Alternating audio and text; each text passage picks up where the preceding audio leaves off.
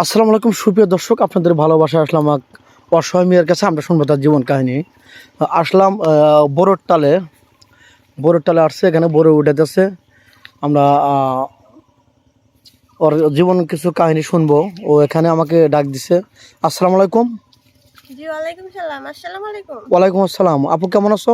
আলহামদুলিল্লাহ ভালো আছি, আপনি ভালো আছেন? আল্লাহ তাআলা খুব ভালো লাগছে। যাই হোক, তুমি কি কি উঠাচ্ছ? বড়ই। বড়ই কেন? এগুলোতে আর কি টাকা দিবে তো, এই জন্য উঠাইয়া দিতেছি। ও মানে কি ক টাকা দেবো সারাদিনে? 400।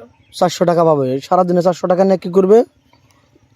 ওটাই আমার কাছে অনেক। ও মানে এটা নিয়ে কি করবে, মানে বাজার ঘাট করবে নাকি? জি বাজারঘাট করব।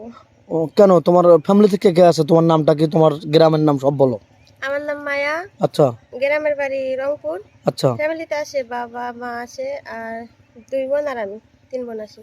ও আচ্ছা, যাই হোক, তুমি সংসারে হাল ধরছো কেন? মানে যে বড়ই উঠায় 400 টাকা নেবে, 400 টাকা দিয়ে কি চাউল কিনবে নাকি অন্য কোনো কিছু, বা বাবার ওষুধ কিনবে, কোনটা?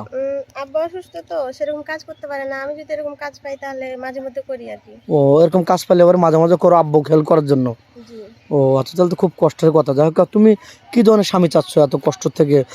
তোমাকে খুব ভালো লাগছে, তুমি বোরকা পরছো। তুমি কি নামাজ কালাম পড়ো না? জি আমি নামাজ কালাম পড়ি। ও নামাজ পড়ো, এই জন্য বোরকা পরেছো। ভালো কথা, খুব সুন্দর দেখা যাচ্ছে তোমাকে। যাই হোক, তুমি অ্যাকচুয়ালি কি চাচ্ছ? আমি চাচ্ছি যে একটা ভালো মনের মানুষ, যে যৌতুক ছাড়া আমাকে সারা জীবন পাশে রাখবে, কখনো ছেড়ে যাবে না।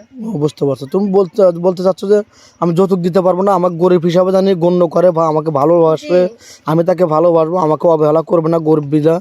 আমি তার সংসার নিয়ে আমি আগলে থাকতে চাই, এই তো। ভালোবাসা তার পেতে চাই, আমি তাকে ভালোবাসা দিতে চাই।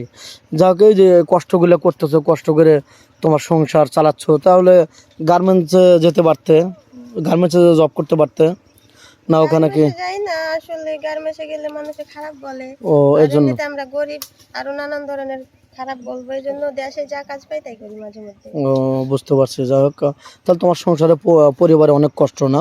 জি।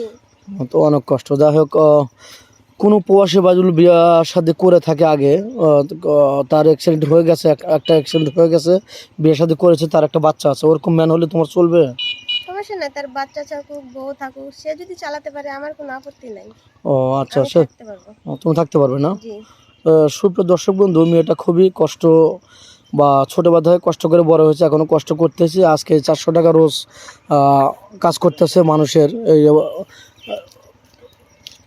এই যে বড়ই কুড়াতেছে, বড়ই উঠাতেছে, বড়ই উঠায় এগুলো বিক্রি করবে, আর তারপরে একে টাকা দিবে, 400 টাকা দিবে। এত কষ্ট করে সে কর্ম করতেছে। যাই হোক, নিজের পায়ে দাঁড়াতে চাচ্ছে। তোমার কোনো ফোন নাম্বার আছে? জি না, আমার কোনো ফোন নাই। মেয়ের কোনো ফোন নাই, আমাদের নাম্বার দেওয়া হবে। কেউ ভিডিও কল দেবে না, ভিডিও কল দিলে ব্লক করতে বাধ্য হবো। ভালো থাকবেন, সুস্থ থাকবেন, এই বলে শেষ করে দিলাম। আল্লাহ হাফেজ।